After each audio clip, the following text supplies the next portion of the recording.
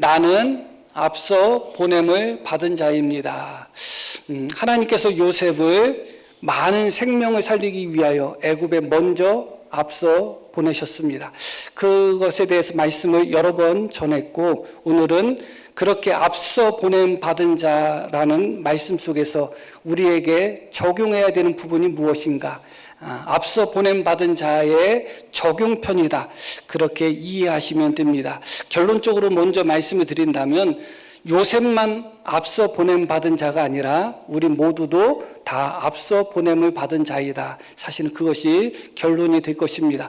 하나님은 생명을 살리시기 위하여 요셉을 애굽 땅에 앞서 보내셨습니다. 생명을 살리기 위하여 요셉을 애굽 땅에 보내셨는데 노예의 신분으로 보내신 겁니다. 종의 신분으로 보내셨던 것이죠. 생명을 살릴 그런 사명을 가진 자, 그의 가족과 그의 가정뿐만 아니라 많은 사람, 애국과 그 주변에 있는 많은 나라의 생명을 살릴 그 사명을 요셉에게 주시면서 애굽에 먼저 앞서 보내셨는데, 정작 그 요셉은 애굽으로 내려갈 때 종으로서 팔려서 내려갔습니다. 형제들이 요셉의 옷을 벗기고 그 옷에 피를 묻혀서 아버지에게 갖다 준 것을 보았을 때 요셉은 옷도 입지 못했습니다. 옷도 입지 못한 상태에서 형제들에게 팔려서 종으로서 애굽 땅에 앞서 보냄을 받은 것입니다. 하나님이 앞서 보내시려면 또한 다른 사람의 생명을 살리고자 하는 그런 아주 위대한 사명을 주셔서 앞서 보내시려면 좀 멋있게 보내시면 얼마나 좋겠어요. 그런데 요셉은 앞서 보냄 받은 자로서 애굽에 내려갈 때 종으로서 벌거벗은 상태로서, 헐벗은 상태로서, 굶주린 상태로서 노예로 애굽에 팔려갑니다. 가나안 땅에서 애굽 땅까지 그렇게 요셉은 벌거벗긴 상태에서 노예로 그 길을 걸어갔던 것입니다. 그 후로 보디발이라는 사람 집에 종으로 팔려서 춘송댁에 그 주인을 섬겨서 인정받게 되죠. 그러나 어느 날 그 주인의 아내의 유혹을 끝까지 믿음으로 뿌리치고 아내의 유혹을 거부한 결과 도리어 요셉은 억울하게 감옥에 갇히게 되었습니다. 그것이 앞서 보냄받은 자의 요셉의 모습이었던 것입니다. 앞서 보냄을 받을 때 옷도 벗겨진 상태에서 굶주린 상태에서 노예 신분으로 그렇게 앞서 보냄을 받았고, 그곳에서 종살이 하다가 결국은 누명 쓰고 결국은 죄수의 신분으로 감옥살이를 했던 것입니다. 13년을 그렇게 보냈습니다. 13년이 짧은 시간이 아닙니다. 좋은 일, 재미난 것은 빨리 지나가죠. 그런데 고되고 힘들고 괴로운 일은 참 쉽게 시간이 지나가는 것 같지 않습니다. 요셉도 아마 그랬을 것 같습니다. 13년이라는 세월 동안 종노릇하면서 13년이라는 세월 동안 감옥살이 하면서 요셉이 얼마나 고통스러웠을까 생각하게 됩니다. 어느 순간 바로가 그를 불러서 애굽의 총리를 삼죠. 요셉이 앞서 보냄을 받았다는 것은 결국은 누구의 앞서 보냄을 받았는가? 형제들 앞서 보냄을 받은 거고, 아버지 앞서 보냄을 받은 것이고, 아버지 집 모든 식구들 앞서 보냄을 받았다, 그 말씀이죠. 그렇게 앞서 보냄을 받았다는 의미는 무엇이냐? 요셉을 통해서 나머지 형제들을 포함한 아버지의 모든 가족들이, 자손들이 요셉을 따라서 애굽에 오게 될 것이라는 그런 의미가 담겨 있는 거예요. 먼저 보냄을 받은 자인 것입니다. 요셉이 먼저 보냄을 받음으로 말미암아 그 뒤를 따라서 이스라엘의 또한 야곱의 모든 자손들이 그 길을 따라서 요셉이 있는 애굽으로 가게 되는 것이죠. 오늘 말씀이 바로 그런 말씀이 될 것입니다. 자, 19절 말씀 한번 보겠습니다. 이제 명령을 받았으니, 이제 바로가 명령을 한 거예요. 요셉의 모든 가족들을 애굽으로 데려오라는 명령입니다. 이제 명령을 받았으니 이렇게 하라. 너희는 애굽 땅에서 수레를 가져다가 너희 자녀와 아내를 태우고 너희 아버지를 모셔오라. 형제들에게 무엇이라고 이야기하냐면 애굽 땅에서 수레를 가져가라. 그리고 너희 자녀와 아내들을 태우고 너희 아버지를 모시고 오라. 그렇게 바로가 명령을 합니다. 이 형제들은 누구냐? 요셉을 애굽에 판 자들이죠. 요셉을 애굽에 팔았을 때 요셉은 벌거벗은 상태로서 그렇게 헐벗고 굶주린 상태에서 가나안 땅에서 애굽으로 내려갔습니다. 그런데 그렇게 앞서 보냄을 받은 요셉으로 말미암아 요셉을 팔았던 형제들의 아내와 아이들은 가나안 땅에서 애굽으로 내려갈 때 수레를 타고 내려가는 거예요. 앞서 보냄받은 요셉으로 말미암아 그는 비참한 모습으로, 노예의 모습으로, 벌거벗은 모습으로 그렇게 가나안 땅에서 애굽으로 내려갔죠. 울면서 내려갔을 것입니다.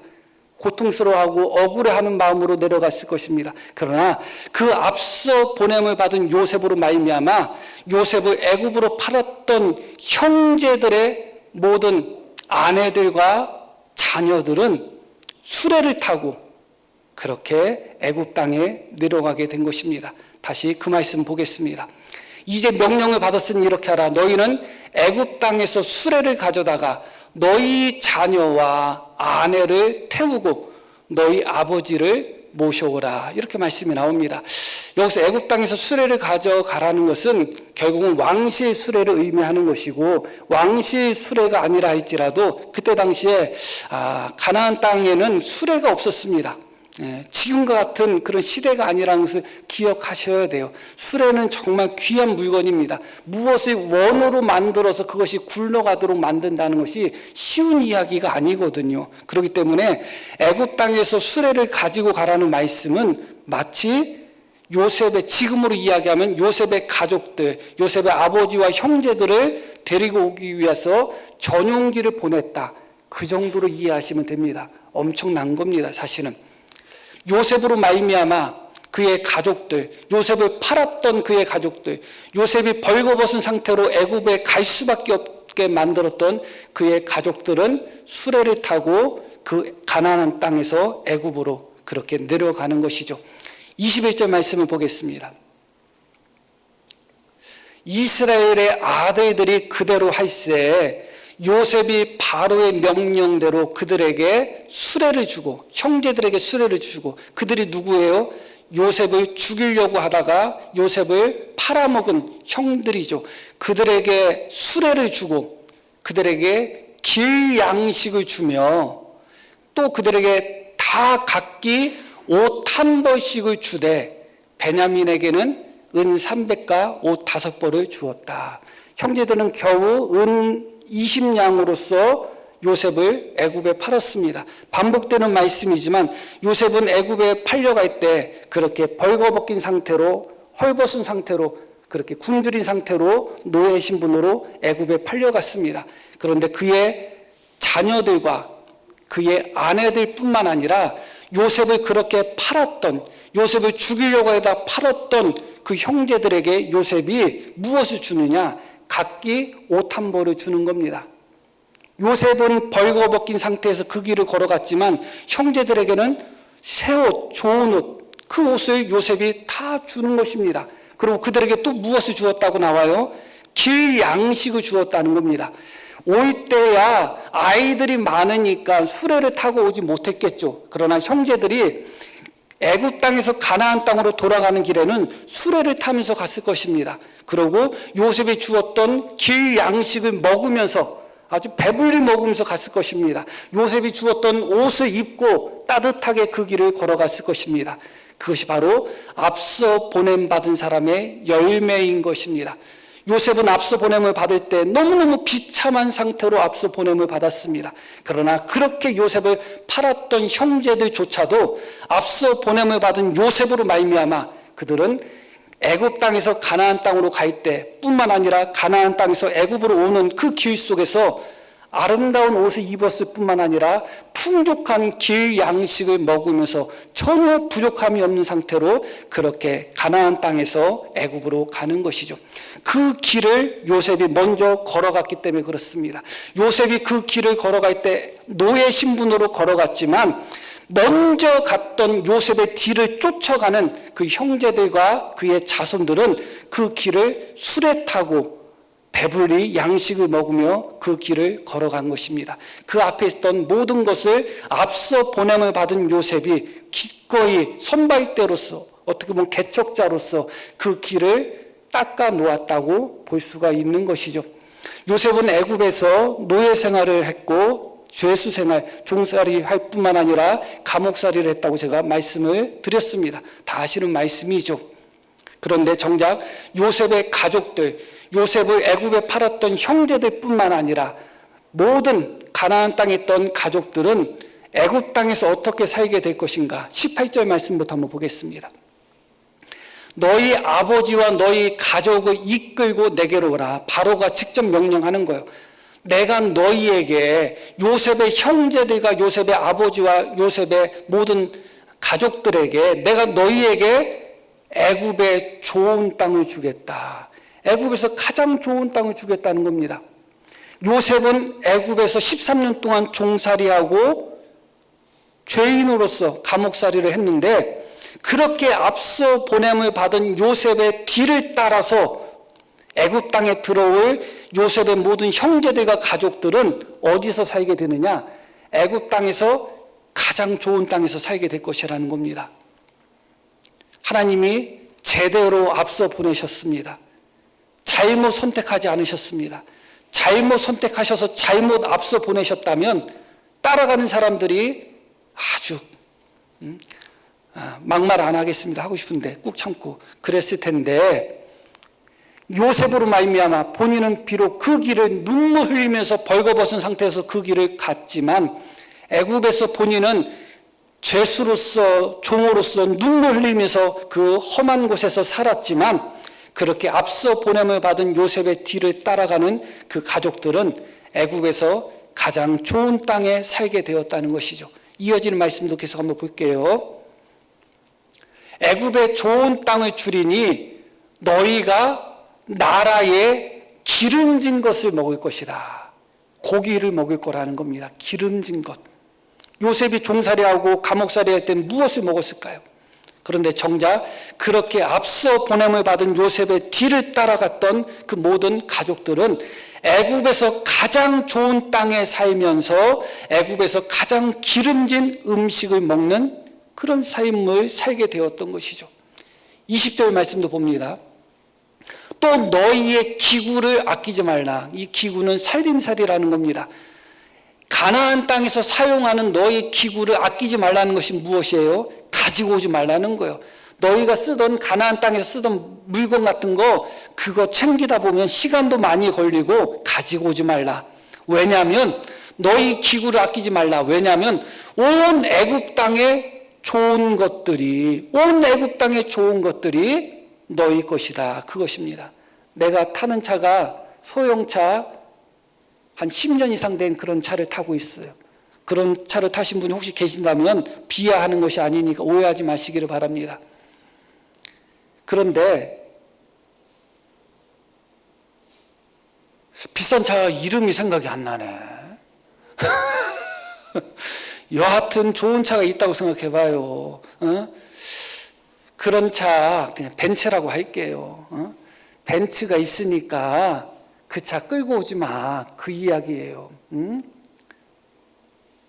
삼성에서 나온 최고급 냉장고 있으니까 집에 있는 거 15년 된 냉장고 가지고 올 생각하지 마. 그 말씀이에요. 너희 기구를 아끼지 말라. 애굽 땅에서 가장 좋은 것이 너희 것이라는 겁니다. 너무나 놀랍지 않아요? 앞서 보냄을 받은 요셉이 앞서 보냄을 받았을 때는 노예로서 뻘거벗은 신분으로서 그렇게 굶주린 상태에서 애굽 땅에 내려갔고 그곳에서 종으로 또 죄수로 그렇게 눈물의 세월을 보냈는데 그렇게 앞서 보냄을 받은 요셉으로 말미암아 뒤따라간 아버지의 모든 가족들은 애굽에서 가장 좋은 것을 누립니다. 가장 좋은 곳에서 살며 가장 기름진 음식을 먹으며 살림살이도 걱정할 필요 없이 애굽의 가장 좋은 것을 다 가질 수 있는 그런 특권을 경험하게 되는 것입니다. 그렇게 애굽으로 내려가는 그 길도 걸어서 내려가는 것도 아니고 바로 왕이 보내준 수레 마차를 타고 그 길을 평안히 내려가는 것입니다. 누가 앞서 보냄을 받았느냐에 따라서 뒤따라가는 자들의 삶이 결정이 되는 것입니다. 그리고 앞서 보냄을 받은 사람이 어떻게 살았느냐에 따라서 뒤따라가는 사람들의 인생이 결정될 때가 많다는 것을 기억할 필요가 있습니다. 요셉은 앞서 보냄을 받은 자였습니다. 앞서 보내받은 상태가 너무나 비참한 상태였습니다. 너무나 억울한 상태였습니다. 형들이 그를 죽이려고 하다가 팔아먹었으니 얼마나 억울하겠습니까? 어머니가 돌아가신 지도 얼마 안 된 상태에서 안 그래도 마음에 슬픔이 있는데 형들이 요셉을 죽이려 하다가 팔아먹었습니다. 그 길을 옷 벗긴 상태에서 노예로 팔려가는 요셉의 심정을 우리는 충분히 이해할 것입니다. 그럼에도 불구하고 요셉은 그의 마음을 지켰습니다. 그의 믿음을 지켰습니다. 그의 순결함을 지켰습니다. 앞서 보냄을 받은 사람이 그렇게 살았던 것입니다. 그렇게 살았던 요셉으로 말미암아 뒤따라가는 자들의 삶이 변화될 수 있었던 겁니다.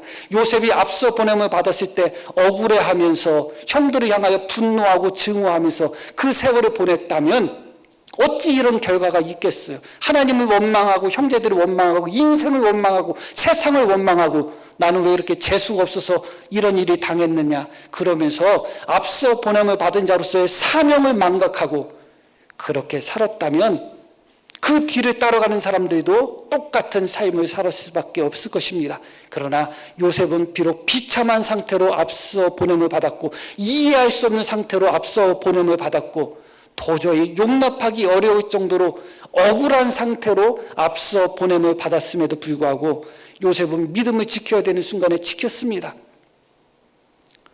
그게 중요한 것입니다. 마음을 지켜야 되는 순간에 마음을 끝까지 지켰습니다. 순결함을 지켜야 되는 순간에 순결함을 지켰습니다. 신앙의 정조를 지켜야 되는 순간에 신앙의 정조를 지켜나갔던 것입니다. 그렇게 살았음으로 말미암아 그의 뒤를 따라가는 모든 뒤따라가는 자들의 삶이 우리가 보았듯이 완전히 이해할 수 없을 정도의 놀라운 결과가 나타난 것이죠. 모두의 말씀드렸듯이 결론적으로 먼저 말씀을 드렸습니다. 우리 모두는 앞서 보냄을 받은 사람들입니다. 우리가 인정하던 인정하지 않던 앞서 보냄을 받은 사람입니다. 가정을 놓고 본다면 부모는 자녀들 앞서 보냄을 받은 자들입니다. 그게 중요한 것입니다. 부모 또는 자녀들 먼저 하나님이 앞서 보낸 자들이에요.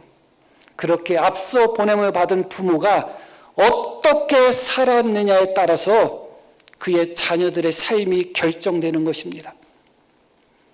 내 부모도 나한테 해준 거 하나도 없는데 그렇게 내가 시작했던 시작점에 의문을 품어서는 안 됩니다. 요셉이 하나님이 나를 앞서 보내실 것 같으면 좀 권력을 주시고 힘을 주셔서 앞서 보내셨으면 얼마나 좋을까? 왜 형들이 나를 팔아먹고 내가 왜 노예의 신분으로 앞서 보냄을 받아야 하지? 하면서 억울한 마음을 품었다면 아무것도 되는 것이 없습니다. 내가 어느 지점에서 시작했느냐는 중요하지 않습니다. 앞서 보냄을 받아서 내가 앞에서부터 남들보다 앞에서부터 시작이 했다면 얼마나 좋겠어요. 좋은 부모 만나서 부잣집에서 태어나서 잘 교육받고 건강한 몸으로 태어났다면 얼마나 좋겠어요. 그런데 태어났더니 그런 몸도 아니고 태어났더니 부모 쳐다봤더니 손가락 옮기나 빨고 있고 제대로 교육도 못하고 그렇게 가난을 물려줄 것 같으면 머리라도 물려주지 머리도 안 물려주고 그래가지고 공부도 제대로 못하고 그런 상태로 나도 그런 상태로 살았다고 하면서 자녀들에게 변명하실 것입니까? 네 아버지도 그렇게 가난하게 태어나가지고 아무것도 못했어. 네 아버지도 이렇게 살고 싶어서 이렇게 사는 게 아니야. 그러면서 자녀들에게 지금의 나의 모습을 정당화하시겠냔 말이죠. 그럴 수 없는 것입니다. 내가 어떤 지점에서 시작했던 우리는 앞서 보냄을 받은 자입니다. 우리 자녀들 앞에서 앞서 보냄을 받은 자인 것입니다. 최소한 내가 열심히 살아도 부자로 살 수 없고 내가 열심히 살아도 성공하지 못할 수도 있습니다. 그럴 수도 있어요. 그러나 최소한 자녀들에게 믿음을 지키는 모습만은 보여주셔야 됩니다. 최소한 자녀들에게 신앙을 지키는 모습만은 보여주셔야 되는 것입니다. 제가 아는 목사님 중에 너무 어려워서, 목회할 때 너무 어려워서 택시 운전하고 이래저래 했던 분이 있어요. 그분이 후회하는 것이 뭐냐면 그러면서 택시 운전하고 뭐 이런저런 일하면서 자녀들을 잘 먹이고 잘 가르쳤을까요? 잘 못 먹였어요. 어차피 아이들 고생시키면서 자기가 끝까지 믿음을 지키는, 목사로서 믿음을 지켜가는 모습을 보이지 못한 것이 너무나 안타깝다, 그렇게 이야기하는 거예요. 고기 반찬은 먹이지 못한다 할지라도 믿음의 은혜는 아이들에게 남겨주셔야 되는 거 아니겠습니까? 내가 시작한 점이 어떤 점이든 부모라면 앞서 보냄 받은 자인 것입니다. 오늘 요셉의 모습을 보면서 내가, 자녀들 앞서 보냄을 받은 내가 지금 어떻게 살아가고 있는가를 다시 한번 생각해 보셔야 되는 것이죠. 교회도 마찬가지입니다. 먼저 신앙생활하고 있는 이 성도님들은 나중에 우리 교회에서 신앙생활 할 성도들의 앞서 보냄을 받은 자인 것입니다. 지금 현재 신앙생활하고 있는 이 성도님들 어떻게 신앙생활 하느냐에 따라서 우리 교회에 이어서 신앙생활할 믿음의 후배들의 신앙의 모습이 결정될 수밖에 없습니다. 다 아시는 바와 같이 우리 교회가 사적지로 영광스럽게 지정이 되었습니다. 우리 때문에 지정이 된 건가요? 그렇지 않죠. 지금 현재 신앙생활하는 분들도 물론 영향이 있겠죠. 그러나 우리보다 앞서 신앙생활을 했던 우리 교회의 믿음의 선배들로 말미암아 우리가 2월 1일 사적지 지정 영광의 예배를 하나님 앞에 드릴 것입니다. 영광은 우리가 누릴 것입니다. 기쁨은 우리가 누릴 것입니다. 그러나 우리가 누리는 영광과 기쁨은 우리의 앞서서 우리 교회에서 믿음을 지키고 신앙을 지켰던 우리의 선배들로 말미암아 누리는 기쁨과 영광인 것입니다. 언제나 앞서 보냄을 받은 사람들은 뿌리는 사람들이지 거두는 사람이 아닌 것입니다.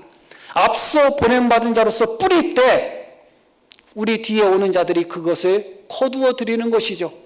그래서 예전에는, 지금도 그렇겠지만 우리나라가 너무너무 못 살았잖아요. 못 살았지만서도 교육열이 아주 뜨거웠죠. 부모들이 굶어도 자식은 가르쳤습니다. 그것이 무엇일까요? 뿌리는 것입니다. 물론 거기에도 병폐가 있고 조금 안 좋은 부분이 있지만 지금 우리가 여기 앉아있는 성도님들 열매를 따려고 하지 마시기를 바랍니다. 열매 따면 좋죠. 열매 따서 먹으면 좋죠. 샴페인 터트리면 좋고 축제하면 좋죠. 그러나 아직은 우리 뒤에 우리를 이어서 우리와 함께 이 교회를 채우고 이 교회에서 하나님을 섬길 그들을 위하여 우리는 앞서 보냄을 받은 자로서 씨를 뿌리는 삶을 살아야 되는 것입니다. 앞서 보냄을 받은 자가 눈물을 흘리며 씨를 뿌릴 때는 뒤따라오는 자들이 기쁨으로 거두는 것입니다. 그러나 앞서 보냄 받은 자가 눈물을 흘리며 씨를 뿌리지 않고 자기가 살고 싶은 대로 살고 신세 한탄이나 하면서 남 탓이나 하면서 그렇게 신앙생활하고 그렇게 살아가게 된다면 우리를 이어서 신앙생활할 우리의 후배들, 우리의 후손들에게는 아무것도 남겨줄 것이 없는 것입니다. 우리 교회를 이어서, 우리를 이어서 이 자리를 채울 그런 신앙의 후배들에게 어떤 선배로 남기를 원하십니까? 어떤 앞서간 사람으로 남기를 원하십니까? 기억에 남으셔야 되지 않겠습니까? 이번에 사적지 지정 예배 모바일 초청장을 만들어서 우리 공유하고 있는데 어떤 사진을 넣을까 고민하다가 우리 교회가 합동하고 통합으로 이제 교단이 나누어질 때 우리 교회는 합동에 남겠습니다는 결의문을 제가 거기에 사진에 올렸어요. 그리고 결의문만 올리지 않고 도장 찍으신 분들도 올렸어요. 왜냐하면 그 도장 찍으신 분들의 자손들도 있고 도장 찍으신 분 본인도 있기 때문에 그래요. 그래서 좀 그것을 보고 좀 기뻐하시라는 의미로서 그것도 제가 남겼습니다. 그렇게 사진을 남겼습니다. 어떤 선배로서 기억에 남아야 될까? 어떤 앞서 보냄받은 자로서 남아야 될까? 목사도 마찬가지입니다. 목사도 어떻게 보면 나중 저를 이어서 목회할 목사에 앞서 보낸 받은 자죠. 제가 목사로서 어떻게 이 교회에서 사역하느냐에 따라서 제 뒤에 후임으로 오는 목사님의 사역이 결정날 수밖에 없습니다. 우리는 다 앞서 보냄 받은 자들입니다. 이 사회 속에서도 마찬가지입니다. 지금 살고 있는 우리는 우리 나라에 앞서 보냄을 받은 사람들인 것입니다. 우리가 지금 어떻게 사느냐에 따라서 우리의 사회가, 우리의 나라가, 그 미래가 결정나는 것입니다. 앞서 보냄 받은 자로서 제대로 살아가야 되는 것입니다. 앞서 보냄 받은 자로서 서 있을 자리에 서 있고, 걸어가야 될 자리에 걸어가고, 멈춰야 할 곳에 멈추고, 감당해야 될 것을 감당하고, 지켜야 될 것을 지키고, 그렇게 살아가야 되는 것입니다. 그렇게 눈물을 흘리면서 하루하루 살아간다면 결국은 우리 뒤에 오는 이들이 많은 열매를 딸 수가 있을 것입니다. 열매를 남기는 삶을 살기를 바랍니다. 종자까지 다, 씨까지 다 먹어가지고 후손들은 따라오는 자들에게 정말 비참함을 선사하는 것이 아니라 기꺼이 앞서 걸어간 우리로 말미암아 우리 뒤에 오는 후손들, 우리 뒤에 오는 모든 사람들이 우리의 열매를 따먹었으면 좋겠습니다. 나라적으로 놓고 보면 참 염려되는 일이 많고 걱정되는 일들이 많습니다. 앞으로 우리나라가 지금보다 더 잘 사는, 물론 물질적으로 잘 사는 게 전부는 아니지만 지금보다 더 잘 사는 나라가 될지는 참 걱정입니다. 예전에는 잘 먹지 못하고 해서 사람들이 키가 안 컸어요. 그러다가 잘 먹으니까 이제 아이들이 키가 많이 크죠. 이제 다 컸어. 그래가지고 언뜻 생각하면 자식들이 무조건 나보다 키가 클 것처럼 생각이 들잖아요. 연세 드신 분들은 그 시대를 살았기 때문에. 그리고 연세 드신 분들 보면 자식들 보면 다 자식들이 거의 다 키가 크잖아요. 그런데 다 컸다는 거 어떻게 아느냐? 우리 큰아들이 나보다 작어. 20살인데 다 컸어. 그리고 평균 키를 보니까 이제는 더 이상 올라가지 않아요. 멈출 때가 있는 거예요. 우리나라가 그 가난한 중에서 계속 발전했죠. 계속 발전할 것 같아요? 계속 단계 올라갈 것 같아요? 어느 순간에 멈추고 어느 순간에 떨어지는 겁니다. 그런데 그때가 멀지 않은 것 같습니다. 악담하는 것이 아니라 그런 것 같습니다. 나라 걱정으로 말씀을 전하려고 하는 것은 아닙니다.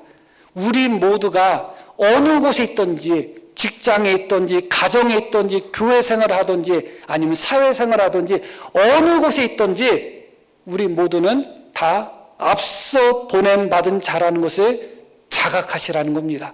인식하시라는 겁니다. 그것을 깨달으시라는 것입니다. 그리고 마땅히 앞서 보냄받은 자로서 그렇게 살아가시라는 것입니다. 열매를 남기는 길로 살아가라는 것입니다. 그래서 내가 걸어가는 길에 내 앞에 걸림돌이 있고 내가 걸어가는 길에 내 앞에 올무가 있다면 다 걸어내시기를 바랍니다. 우리 뒤를 쫓아오는 사람들은 걸림돌에 걸려 넘어지지 않도록, 올무에 걸려 넘어지지 않도록 먼저 앞서 보냄받은 자로서 더 수고하시고 더 아파하시고 더 힘들어하시기를 바랍니다. 기꺼이 그것을 감당하시기를 바랍니다. 내가 한번 허리 숙여가지고 돌 한번 걷어내면 내 뒤에 따라오는 사람이 그 돌에 걸려 넘어지지 않아요. 내가 먹고 싶어도 남겨두면 내 뒤에 따라오는 사람이 그 양식을 먹습니다. 그렇게 우리가 걸어간 그 길은, 내가 걸어간 그 길은 온갖 더러운 오물만 남는 것이 아니라 오히려 우리가 걸어간 그 길은 그 뒤를 따라오는 자들에게 평탄하고 넉넉한 길을 제공할 수 있는 우리 모두가 됐으면 좋겠습니다.